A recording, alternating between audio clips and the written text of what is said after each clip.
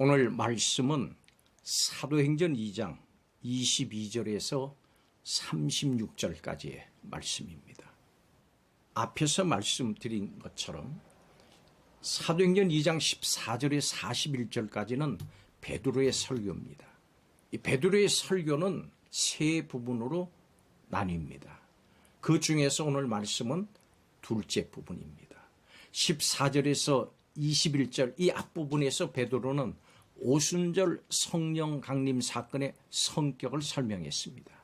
이어서 베드로는 오늘 말씀에서 오순절 성령 강림 사건의 원인을 예수님의 죽음과 부활 그리고 승천과 연관지어서 설명하고 있습니다. 오늘 이 둘째 부분을 좀 더 살펴보면 22절, 23절은 예수님의 사역과 죽음에 대해서 말합니다. 베드로는 성령 강림 사건을 설명하는 그것으로 그치지 않고 이 사건이 예수 그리스도와 깊은 관련이 있다고 말합니다.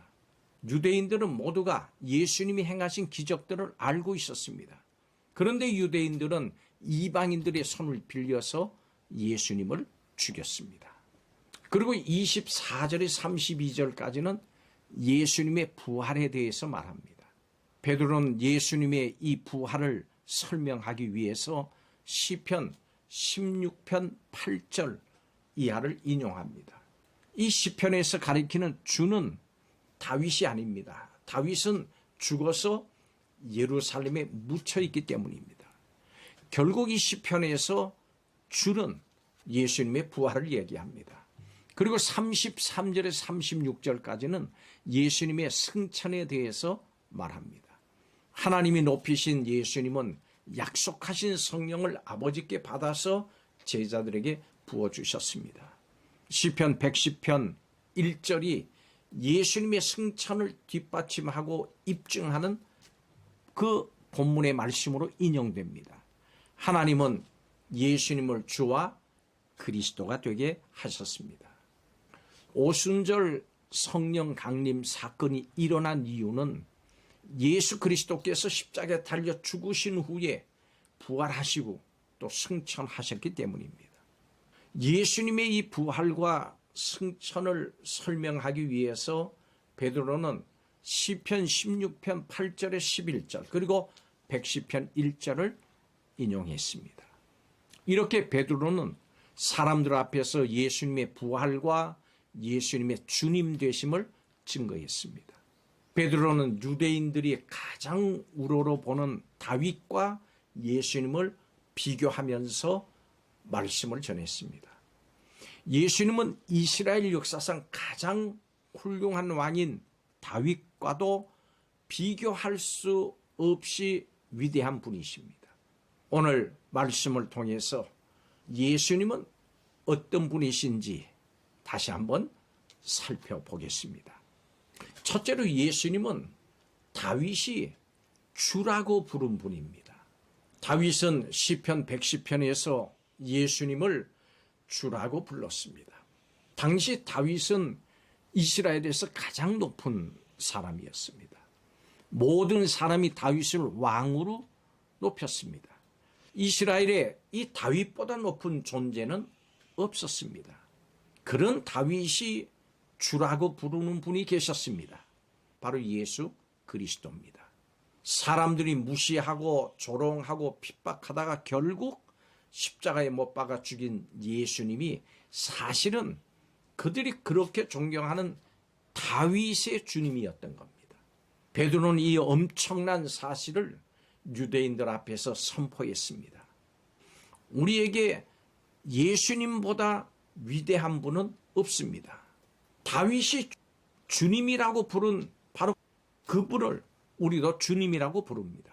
두 번째로 예수님은 다윗이 갖지 못한 것을 가진 분이십니다. 다윗은 당시 왕으로서 조금도 부족함이 없었습니다. 막강한 권력 그리고 부요를 가지고 있었습니다. 그러나 그런 다윗이 가지지 못한 게 있었습니다. 그것은 바로 영생입니다. 다윗의 삶은 70세가 됐을 때 끝이 났습니다. 권력으로도 죽음을 막을 수가 없었습니다. 베드로는 29절에서 다윗이 죽어서 그 무덤이 남아있다고 말했습니다. 그러나 예수님께는 영원한 생명이 있습니다. 이 생명은 그 누구도 가질 수가 없습니다. 오직 예수님만이 가지셨고 또 우리에게 주실 수 있습니다. 왜냐하면 예수님은 생명의 주인이시기 때문입니다. 나는 생명이요 말씀하셨습니다. 생명의 주인이신 예수님은 십자가 사건 후에 부활하셨습니다. 예수님 안에 있는 그 영생의 기쁨을 오늘도 누리시기를 바랍니다. 마지막 세 번째로 예수님은 생명의 주이십니다. 베드로는 하나님이 예수님을 주와 그리스도가 되게 하셨다고 했습니다. 예수님을 주 예수 그리스도로 부르고 따르는 사람들은 다윗이 맛본 이 기쁨을 누리게 됩니다. 다윗은 늘 자신 앞에 계신 주님을 뵀다 25절에 말하고 그것으로 인해서 마음으로 주님을 기뻐하고 혀로 즐거워했고 육체도 희망에 거한다고 했습니다. 주님이 보여주시는 생명의 길로 인해서 28절에 보는 그는 기쁨이 충만했습니다. 예수 그리스도를 생명의 주님으로 모시고 사는 모든 사람들에게 이 은혜가 임할 겁니다. 그러므로 우리는 예수님을 주님이라고 고백하면 기쁘게 살 수 있습니다.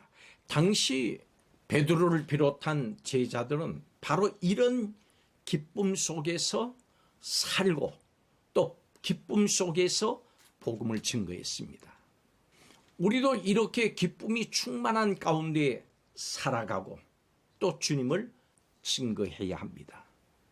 베드로는 유대인들이 십자가에 죽인 예수님이 사실은 다윗까지도 주라고 고백했던 분이다. 이렇게 선포했습니다. 그렇기 때문에 우리 주 예수 그리스도라고 하는 이 베드로의 고백은 마땅히 그분께 올려야 할 우리 모두의 고백이기도 합니다. 우리는 예수님의 부활과 승천을 통해서 예수님이 바로 우리의 주와 그리스도임을 확실히 믿습니다. 예수님을 만난 사람들은 한결같이 예수님을 주님이라고 고백하면서 선포했습니다. 생명의 주 되신 주님을 이웃에게 또 모든 민족에게 땅끝까지 선포하는 삶, 그 주로 인해서 기뻐하는 삶을 사시기 바랍니다. 예수 그리스도는 다윗의 주시고 나의 주시요 나의 하나님이십니다. 그러므로 기뻐하십시오. 그러므로 우리에게 소망이 있습니다. 기도하겠습니다. 신구약 성경의 주인공이 예수 그리스도이심을 믿습니다.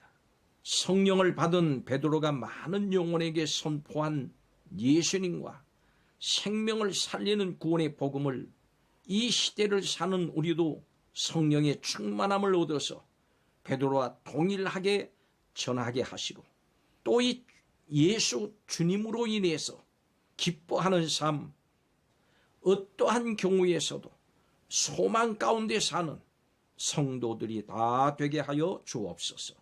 예수님의 이름으로 축복하고 기도하옵나이다. 아멘.